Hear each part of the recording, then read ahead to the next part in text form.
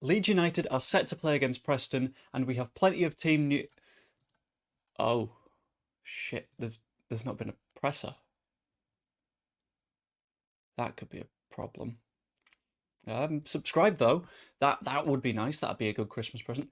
Anyway, after that sort of jokey start, we don't really need a presser. We know what's going to happen. I've done my research into Preston. I've done my research into what we've done and if we have any real injuries at the moment. So I'm going to give a preview a go without a press conference. We'll find out how it goes. You can even rate me on my accuracy afterwards. Sod it. Why not? First up, we have what we can expect from Preston, and I think Preston could be quite an interesting team to play against.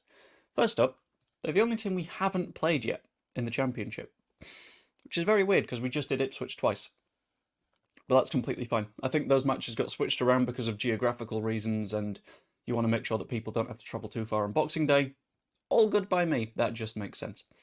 Being the only team that we haven't played yet, however, it means that I can't dive into our last match against them and sort of look at where they were weak, where they were good. So I'm having to have a look at some of their matches against a bunch of other sides. Why not? Currently, they are 13th in the division. However, this is covering up a pretty big problem for them. The fact that they are currently 21st on expected goals minus expected goals conceded. Basically, expected goal difference is where they are absolutely dreadful. They concede a hell of a lot of chances. They don't make that many chances, and somehow they've managed to scrape enough results together to stay 13th in the division. In reality, they are a team that should be a lot lower, but variance has meant that they're looking fairly reasonable until this current run of form. In the last 7 matches, they only have 4 points. Before that, they won 2. Fine, completely understandable. But they have a win and a draw in the last 7 games, which is absolutely catastrophically dreadful. 5 losses in that period is bad, and importantly, they don't have a single home win since the 4th of November. They are 16th in the home form table at the minute, and that means that they are a side that will struggle. The crowd will not be on their side. Got to consider the number of people that will have come over from Leeds. We will have sold all of our away allocation, probably have some in the home end as well. That crowd is not going to be behind the Preston side. So why is it that they're struggling? How do Preston play? And this is quite interesting to me. They've got a fairly defensive 5-3-2 structure, which in theory you'd say means that they don't concede that many chances, but they're still that low in the expected goals table because despite the fact that they defend so deep, they don't defend very well. They're poor at defending attacks from the wings, which sort of makes sense because they don't play a system that's got wingers and fullbacks, they just have the wingbacks, and they are poor against defending through balls. Not good either, considering that's 2 things that we are very good at. Thinking about it, the fact they've got very old centre-backs is going to be a big reason for their struggling against through balls, and I think that's why we really need to play a lot of pacey players, but I'll get into that in a little bit more detail later on. In addition to that, they don't tend to retain that much possession.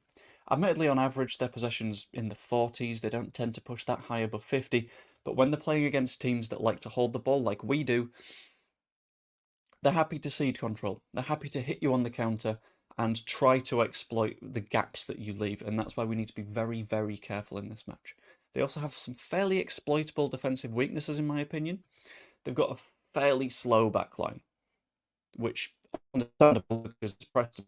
If their wing-backs get caught high up the pitch, they've got 3 centre-backs, none of whom are really quick enough to deal with our front line, and that is where we could get a lot of opportunities. However, contrary to what we dealt with against Ipswich, where they played a very on-the-ground game of football, passing it around between them, trying to create opportunities that way, Preston are a little bit more typical championshipy. They like a cross, they like banging it in as hard as they can and hoping that someone gets their head on it. That's somewhere that I think we need to take care because it's somewhere that even though we've not conceded that many goals from it, we always tend to look a bit weak. We tend to lose a single man and that man will get their head on the ball and have a shot. Whether or not it's on target or not is not the question here, because I feel like Meslier can save a hell of a lot of chances, but it takes one chance going right for Preston for them to be able to sit in and just wait. Sorry for the word slippage. I am lots of recording into today. So, all this considered, what exactly do Leeds United need to do today? First up, I think there needs to be a focus on creative players. I'd argue that Gnonto starting would be a very good call here because it's not going to be like the Ipswich match where Piru's arrivals late into an attack did a really good job and led to a goal. I think it's going to be a case of we need someone like Gnonto to break them down, working closely with Rutter and Summerville.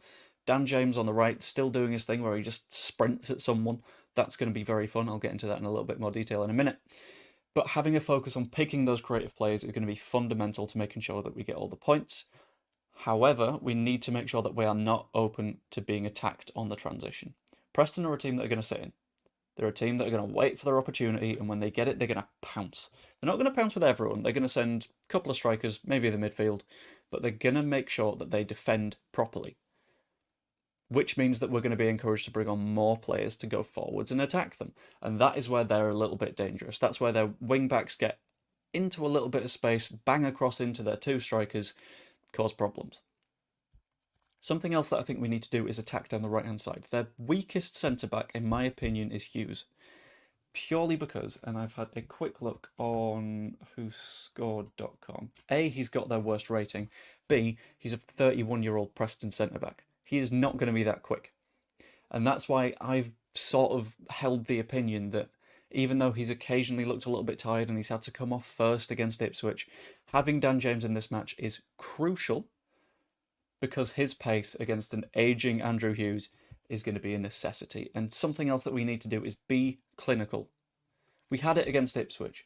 We had not that many chances and we were able to put them in the back of the net. That's what we needed to happen. Perfection. If we can keep that going against Preston, we'll have plenty of opportunities. We just need to put them in the back of the goal and we will be strolling out of there. One of Leicester and Ipswich are dropping points. If it's Leicester, if it's Ipswich, we can quite easily get within 4 points of them, and then it gets spicy again. We just need to make sure that we're doing our part. So my predictions for the match is that the team will be effectively unchanged, except Piru out for Gnonto. I don't actually think Farke will do this, but it's what I do in my opinion, because it gives you a little bit more rotation, keeps people fit while still being a good tactical move. In addition to that, we'll definitely come up against a fairly tricky low block, but I think we might score from a set-piece counter-attack. I think they're going to get a few set pieces, whether it's corners, banged-in free kicks, and they're going to have to send their centre-backs forward to try and score them, and I think that is where we hit them on the counter-attack. That's where we score a goal, and once we score, they have to come out a little bit more, they have to play against us, and that's where we can get even more. I think we're going to be in for a good day. It's a nice, happy win. But yeah, Merry Christmas. Hope you enjoyed the video. Like if you haven't yet, subscribe if you want to give me a quick one-click Christmas present. Hope you enjoyed, and I will see you later. Also, don't worry, I'm not forcing myself to record on Christmas Day. This is Christmas Eve at the moment. I'm just putting it out then. See you later.